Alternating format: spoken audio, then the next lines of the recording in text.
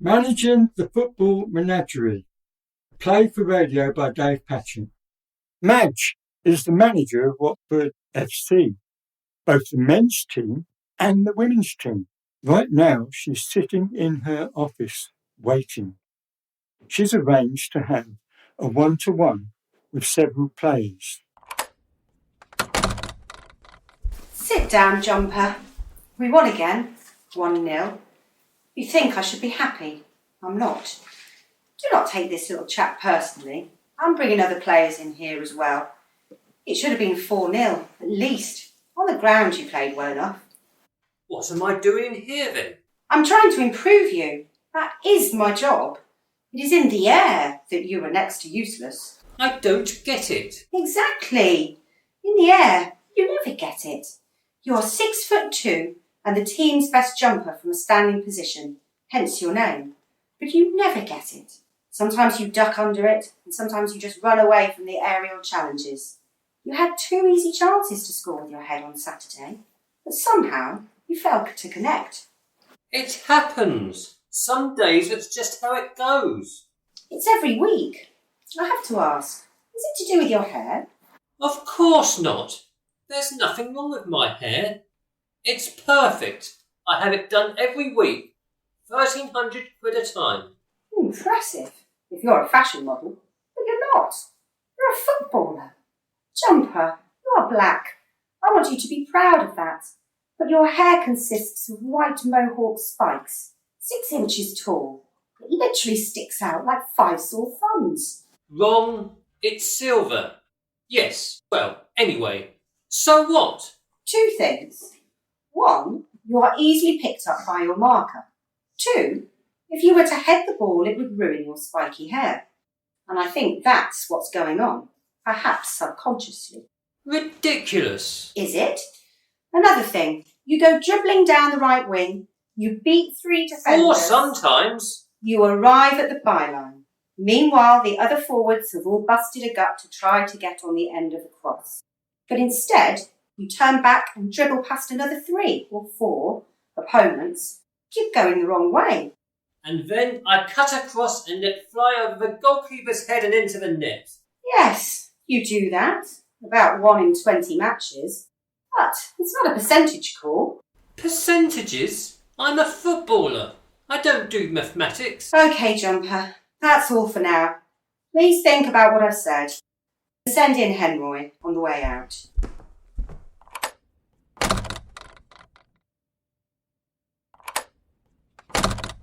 Good morning, Henroy. Please, sit yourself down. I want to stress that I haven't brought you in here to talk about your game. I'm very happy with the way you've been playing. It's your agent. He's good, isn't he?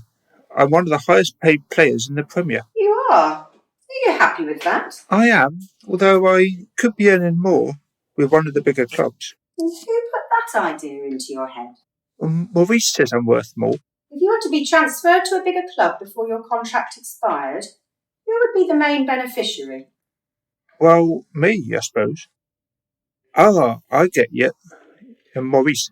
You are not going to leave Watford FC. You are not going to leave us. Because we love you. The supporters love you. I love you. And because you have 2 years of your contract to fulfil. Do you get that? Yes, boss, I think. Now I'm going to take extreme measures. I'm going to hand over my phone to you. Right. Press text and scroll down. What do you notice? Who's this bloke George? He's texted her 3 times in the past 3 days. George is my husband. Who's this Alan fella? He's texted you twice. My son. How often has Maurice texted me? Oh, about 30 times. Yeah, he's good, isn't he? No, he isn't good. He is a bloody pest. I'm trying to manage 2 football teams and I've been spending half my time answering his texts. More money, more sponsors, play Enroy more central, or let him go to Chelsea. He is not good. If I took any notice of Maurice, we'd be broke. Our colours would be lost in adverts. We would lose our best players. And he would be the effing manager. He's good at what he does, though. You've got to give him that. Wake up, Henroy. You are good at what you do. He is a parasite. All right, enough. Just tell him that from now on I will not be answering his texts and that my office is off limits to him. Please go. Send Sol in as you pass her.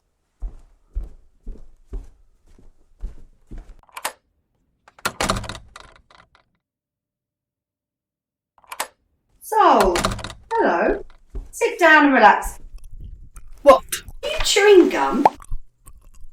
I see that you are. Great. This is a starting point. Chew gum while you play too, don't you? This explains why you never seem to exert yourself. It affects your breathing. Oh, it don't. I've given up the fags for the club. And now you want me to give up the chewing gum. And what next? Perhaps you'd like me to give up the sex too? How come I'm the leading scorer then? Anyhow, it don't affect me. The sex, the chewing gum, does affect you. You're the leading scorer because you have more natural ability than anyone else in the league. You could be so much better. You could be the all-time most prolific scorer. As it is, you're the Wrigley's champion of Europe. And another thing, you're also the spitting champion of the entire world. Thanks. It's not a compliment, Sol. It's unseemly. Even Fred is complaining. And who's he? I'll give him a piece of my mind. Fred is our groundsman. I think that he'd prefer a piece of your mind to endless supplies of your DNA. I'm sorry. I don't know what you're on about. Your saliva. And no need to get personal. I study the DVDs. It's what I do. You get pissed off with a cross that's not within your reach, but your teammate sends it back to you. You could stick it in blindfolded, but you don't even see it coming back because you're too busy spitting. Because I don't see it coming back. Yes. And so, how could I stick it in if I was blindfolded? You've outthought me there, Sol. I'm an idiot, aren't I? You said it, boss. One more thing. Sometimes you shoot from an impossible angle, when a teammate could have an absolute tap-in. Would you please try to consider the simple pass? Wrong. I've had 5 assists this season only. They were all from shots. Some bounced back from post or bar, some from the goalie. None of them were from actual passes. So, look at me. I am on your side. You have more talent than the rest of Watford's ladies' team put together. I only want to improve you. You could be anything. England's World Cup Golden Boot. Anything.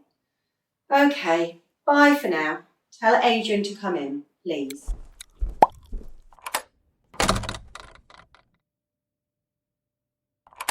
Adrian, make yourself comfortable. You've been training well during your 6-week suspension, apart from the 5-a-side incident with Kelly. She's asking for it. Why was she asking for it? Well, she put him between me legs. Her hand? No, they're bone. I know, that was my attempt at a joke. Well, ain't funny. The bone between me legs, I mean. She made me look stupid. It wasn't funny for her either, was it? You broke her leg in 2 places. It's like I said, she's asking for it. Let's leave Kelly to one side. After all, we won't be seing her until she gets out of hospital. Stop going on about it then. Which won't be for another 2 months. Getting back to you. How many matches have you missed through suspension in the last 2 years? Dunno. What, maybe 10? 24. Furthermore, because you are easily the best centre-half in the division, with you, our winning percentage is 90%, and without you, it's 40%. What conclusion do you come to from that? I must be really good, eh? And? The team would be useless without me, eh? I was thinking more that, if your discipline improved, instead of being 3rd from top, we'd be league champions elect. Now, let's consider the broken legs. What percentage of broken legs in our division in the last 2 years are down to you? I'm no calculator. 33%. It's only a third of them. There are 300 players in our league. You represent 0.33% of them. Yet you've broken 33% of the legs. It's about right then, innit? All I ask is that you try to avoid red cards. Adrian, you are bigger and braver than the other females. Look into my eyes and understand. I have my hand on your shoulder because I have your best interest at heart. There is no need for you to foul your opponents. You're so much better than that. You can stop them with well-timed tackles. So please, Go back to the training ground and then take us towards promotion. If you do, international honours will follow. Yeah, whatever, boss.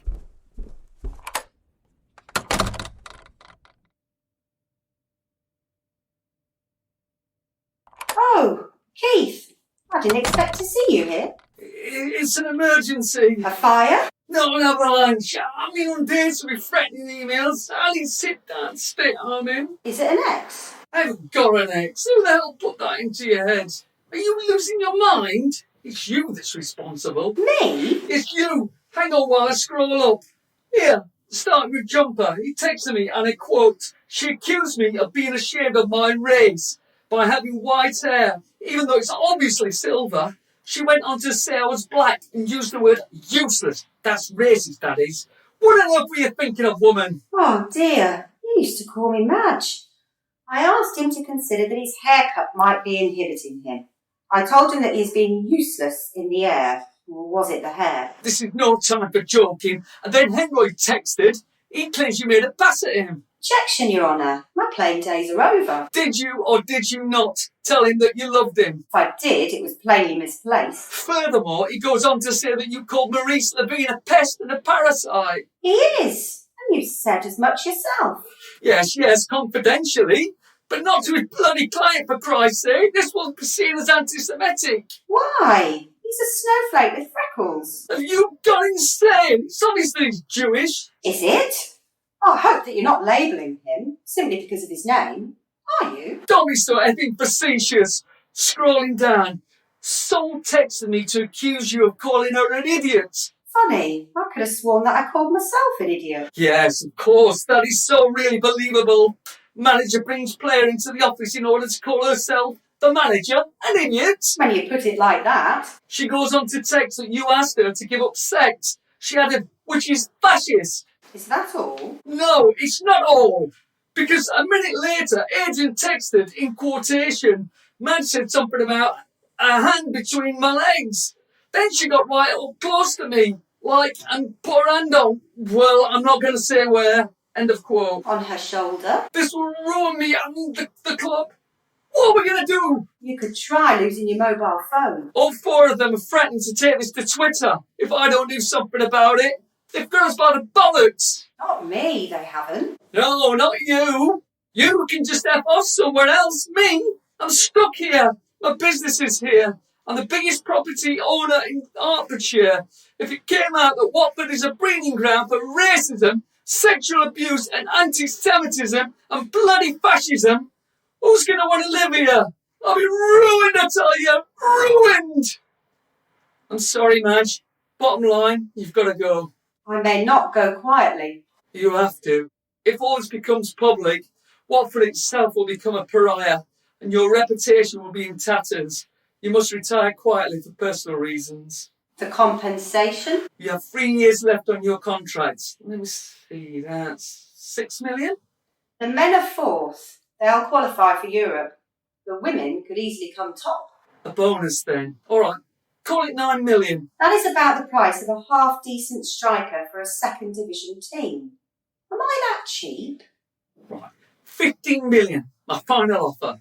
It's a deal. You need to pack your bags now and let the players see you go. And then this nasty business might, just might, go away. I'll come to your place tomorrow morning with the paperwork. I need to phone my husband right away. I promise that I'll be carrying bags past the players within half an hour. Goodbye, Madge. Thank you for your cooperation. It is the only way.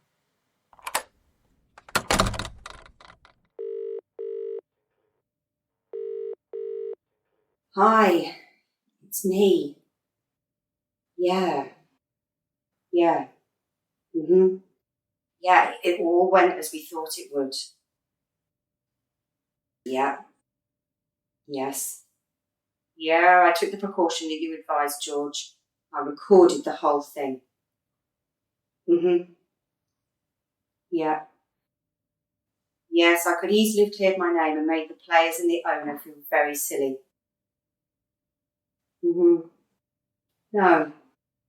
No, it won't be needed. This exercise has removed my doubt. In fact, it's completely made up my mind for me.